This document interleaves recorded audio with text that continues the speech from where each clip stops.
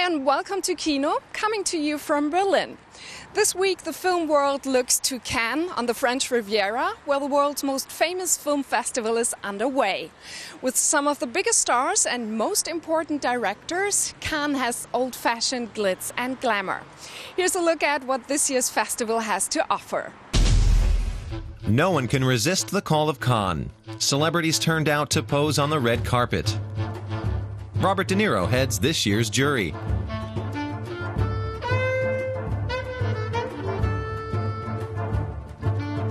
The festival kicked off with veteran director Woody Allen's new film, Midnight in Paris, an enchanting declaration of love to the City of Light.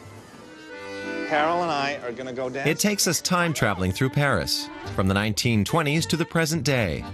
Not mistaken, Rodin's work was influenced. Rose was the wife. No, he was never Carla married. Bruni has a small role in the film. Antisocial tomorrow. Slightly more tannic. Cannes is one of the big events in the film world's calendar, a showcase for art house films in particular.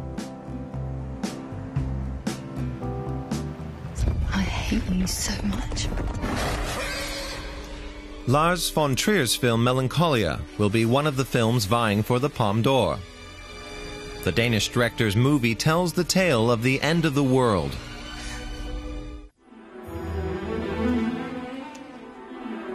The only U.S. film in the competition is The Tree of Life by Terrence Malick, a long-awaited production starring Brad Pitt and Sean Penn.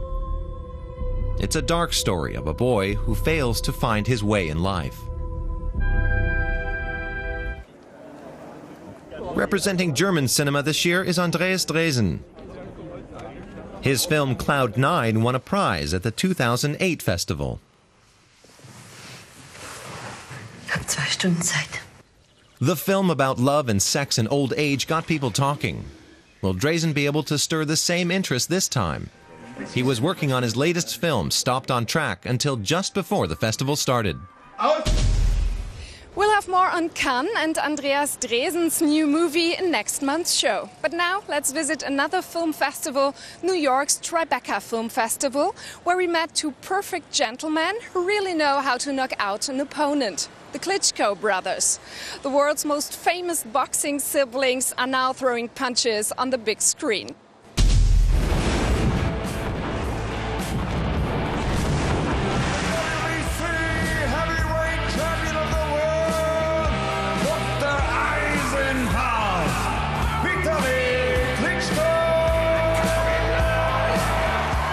A knockout. Just how a film about the most successful pair of brothers in boxing history should be.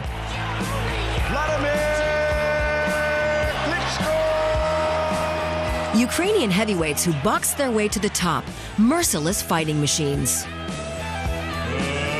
Let's get ready to rumble! Or do the brothers have more to offer? Of course, the Klitschkos attended the world premiere of Klitschko. It was an unfamiliar situation for them. Kevin Spacey instead of Lennox Lewis, the red carpet instead of the boxing ring. I feel like a movie star on the red carpet. So many cameras and answering unfamiliar questions. Not as an athlete, but as a Hollywood star. It's weird. I'm very nervous.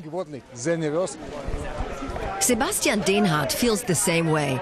The German director followed the Klitschkos for 2 years, and now it's up to the audience. I want every facet of the film to be understood, but I still see my own mistakes even more than the audience does. So I'm just a bit tense. He shouldn't have to worry too much, though. Scenes like these are knockouts in the best sense of the word. The Klitschkos after the fall of the Iron Curtain on their first visit to the U.S. Back then, they were almost penniless. Now, they're millionaires.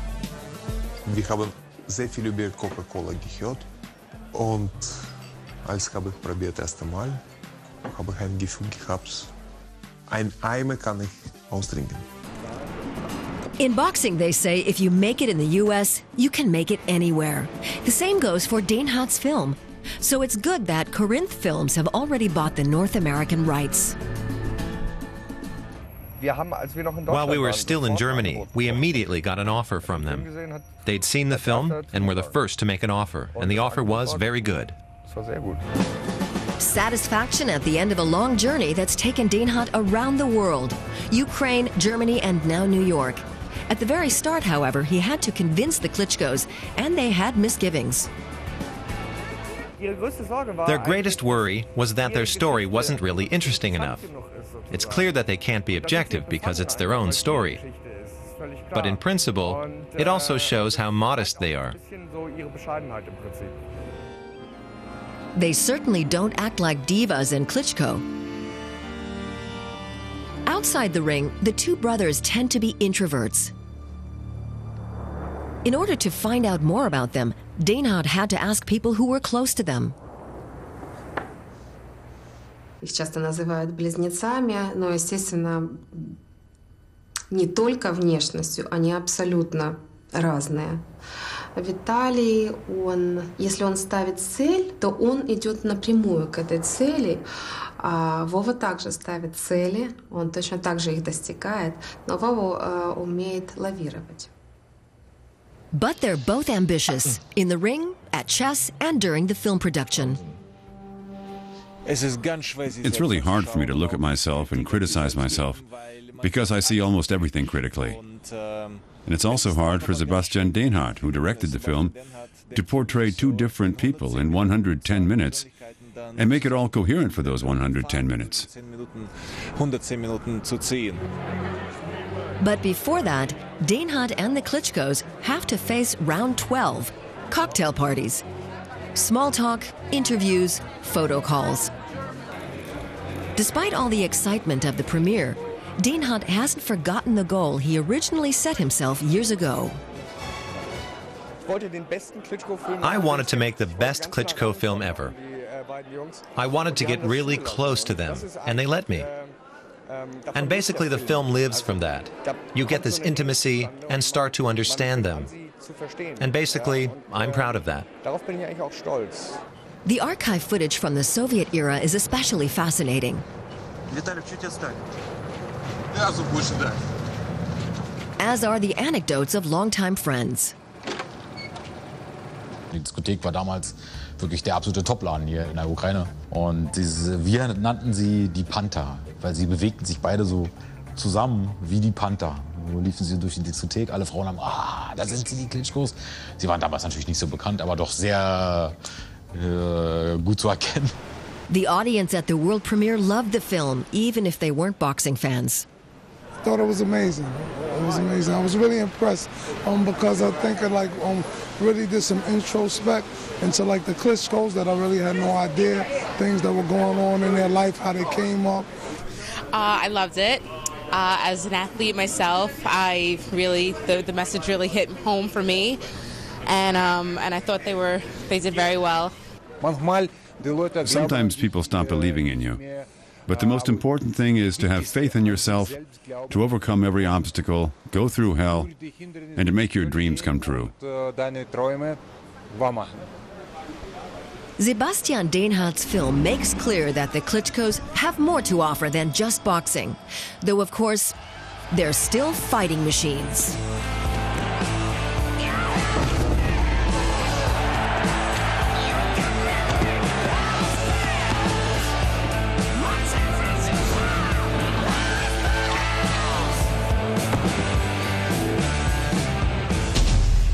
From TriBeCa, we take you to Stuttgart for the Festival of Animated Film. Now in its 18th year, the festival is growing in importance for the international animation scene. This time around, the festival featured some 1,000 films, and the audience was delighted with all the creativity and innovation. Not exactly politically correct, but very amusing. David O'Reilly's The External World, the festival winner. Please, I need to get to the hospital. Beat it, kid. I don't drive your kind. For 6 days, Stuttgart was the place to see animated films, outdoors and free of charge. No wonder more than 70,000 people flocked to the giant screen in the city center. It is quite possible that at least Short films by younger filmmakers were especially popular with audiences. 41 of them were in the international competition. Jury member and Oscar winner Thomas Stellmach explained to us how the judges made their decisions. This is a short film festival, so there are various criteria: visual impact, timing, contents. Is it modern? What message does it have?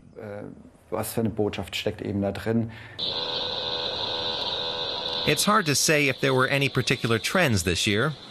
Many films were edgy, colorful, and witty. French filmmaker Patrick Jean revived the visual aesthetics of the 1980s with pixels. In it, the iconic arcade game figure Pac-Man devours the New York subway system.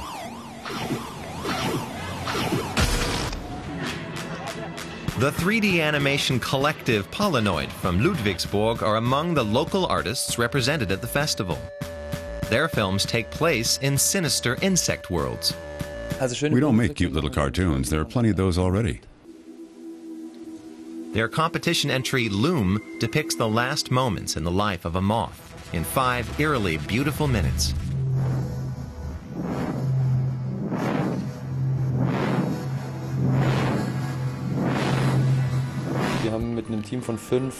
Five of us worked on it all year and really worked hard on it. We even had 4 or 5 extra people who helped out for a few months at a time. So it's the most elaborate film we've made to date. We put a lot of blood, sweat, and tears into it. Financially, it's pretty useless to make short films. What they are useful for is in helping us make a name for ourselves as a collective.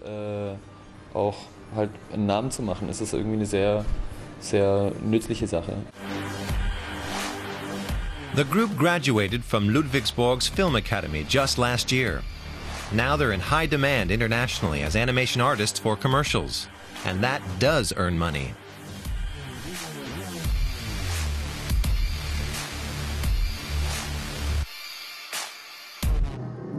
With Loom, their final project, they've already won 10 awards at international festivals.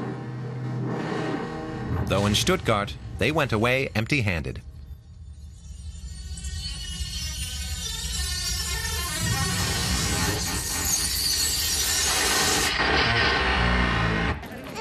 Muto by Italian street artist Blue is very different. He doesn't need a computer, as he paints his animation on public walls. The film's sound is by Andrea Martignoni from Bologna. My idea was not to build something around the walls like the town, the noises of the town, the sound of the town, but to make a new soundscape. In doing so, he uses simple, slightly altered, everyday sounds. I can put the microphone here. Then if I can loop this sound and I can change the pitch so it seems like big things that are falling down like poop, poop, poop, poop, poop, poop, poop.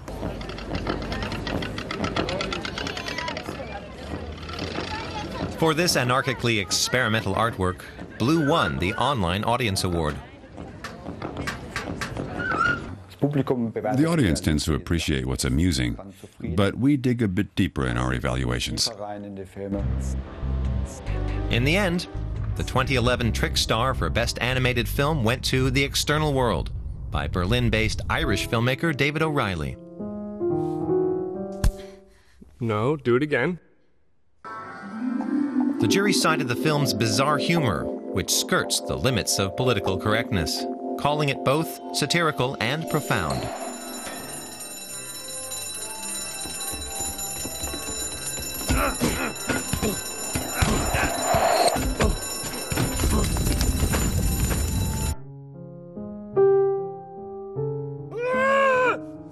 No! Do it again! No! The episodic film uses the boundless freedom of animation to the full. And in doing so, it gleefully oversteps the boundaries of good taste. 10 minutes of furious black humor, which the animation fans in Stuttgart received with enthusiasm. Now we start off our shortcuts with a new film starring Christoph Waltz, who's having quite the career in Hollywood. This time he plays a circus ringmaster. I want you all to experience the earthquake impact of what I'm about to show you. Children, meet our salvation. We got ourselves a guaranteed sellout, crowd-cheering bull. In his third Hollywood film, Christoph Waltz joins the world of the circus as ringmaster August Rosenblut. He's trying to weather the Great Depression by hook or by crook.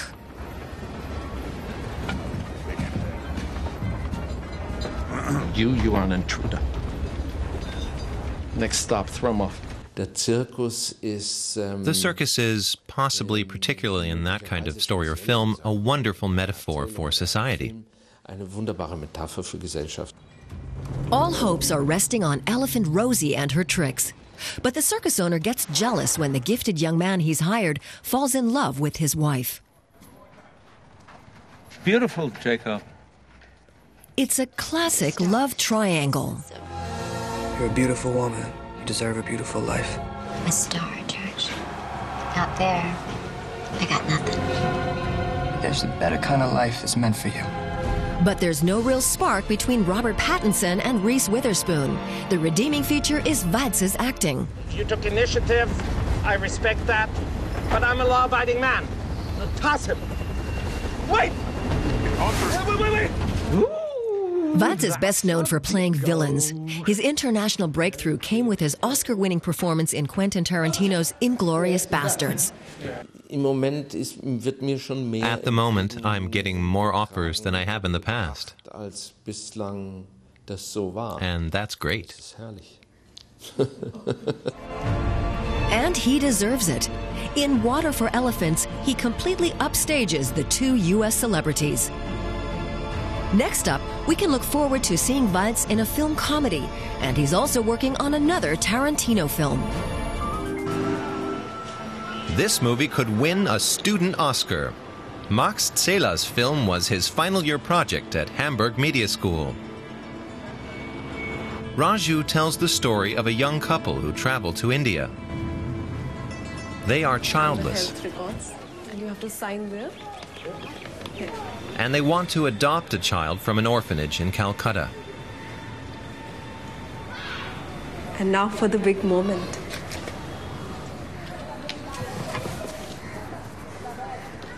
Raju meets his new parents.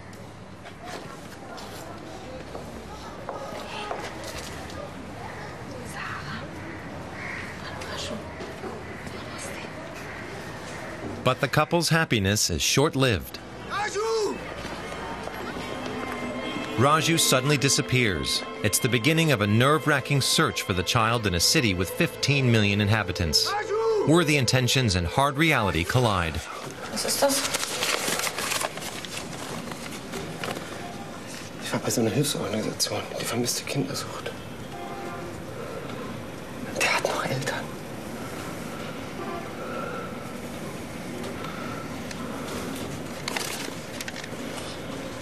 Wenn schon. Die wollten ihn bestimmt nicht mehr. Hast du gesehen, wie die hier leben? Up-and-coming director Max Zähler has created a moving short film about the global problems of child trafficking and child abuse. Whether it's enough to earn him a student Oscar will be decided on June the 11th.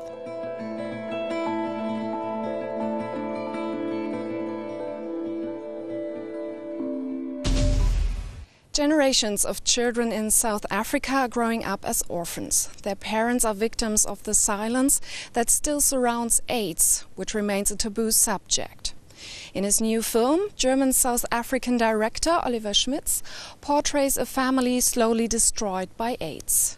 This moving tale is remarkable not just because of its subject, but also because it features impressive performances by non-professional actors. Everyday life in a South African village. A typical family scene. Spiel nicht mit dem Essen, Chanda. Tut mir leid, Mama. Beeil dich jetzt. Iss auf. But here, death is also an everyday occurrence. Chanda's mother has AIDS, a fact no one wants to accept, her least of all. This is not the first film about South Africa's deadly problem, but it goes deeper than most.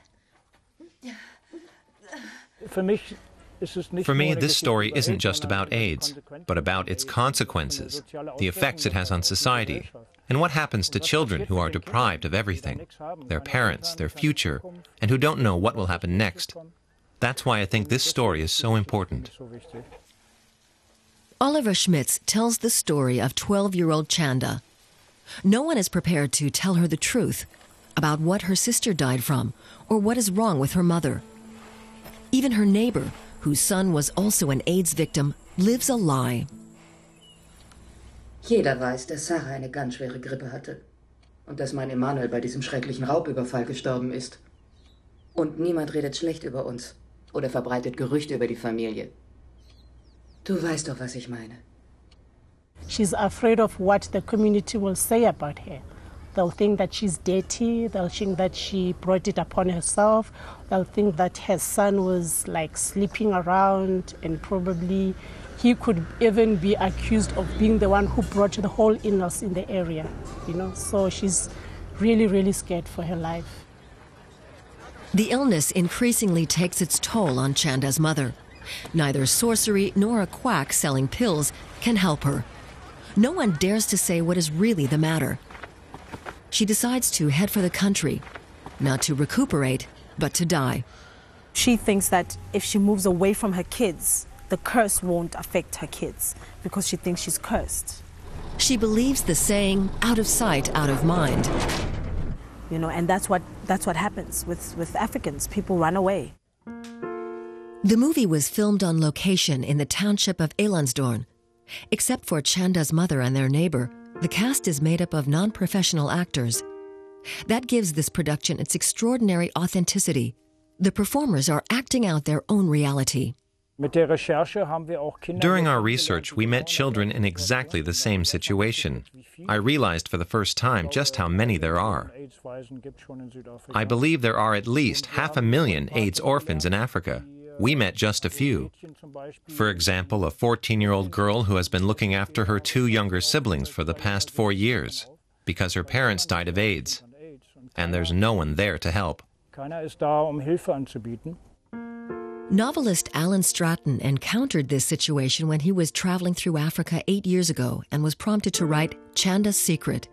Schmitz's film is based on that novel. The way the problem is being dealt with in Africa reminded Stratton of the United States in the 1980s. Very, very similar, very similar. In both cases, you had governments that were refusing to acknowledge that there was an issue. Ronald Reagan in New York said nothing in the 8 years of his presidency. In both cases, you had people who were afraid to get tested because there weren't any drugs. And so if you don't have medications, why get tested? You're afraid that you'll be positive, and what can you do about it? Many people don't know that medication is available in Africa too, and there are clinics offering free treatment, like here in Elandsdorn. But AIDS remains one of the major causes of death. In the film, Chanda is tired of lying. Even if her mother cannot be helped, she should at least be able to die at home with her family by her side. So what I really wanted to do was to put a human face to the pandemic. But I found it quite interesting that a young girl her age has to carry all that baggage and be the one who educates the communities. Kids can do remarkable things, although true, not most. But then that's why the world needs heroes, but because it doesn't have too many of them. The film was originally shot in the local language Sepedi, and the movie itself has a documentary feel to it. One of its great achievements is that it does not resort to clichés. Life, above all, focuses on human strengths. Du bist so stark. Du bist viel stärker als ich. Du bist etwas ganz Besonderes.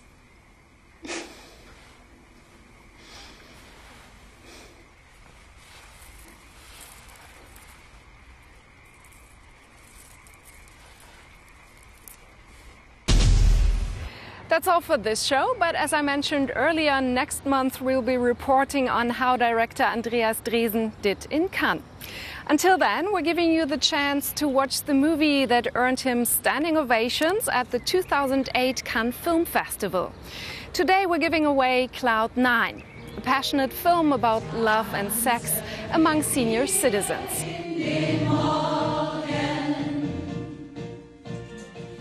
If you'd like to win the DVD, just write to us and tell us how you liked the show. Here's our email address: kino@dw-world.de. I'm going to go enjoy more of this wonderful spring weather here in Berlin. We'll be back in June, so until then, I'll see you at the movies. Bye-bye.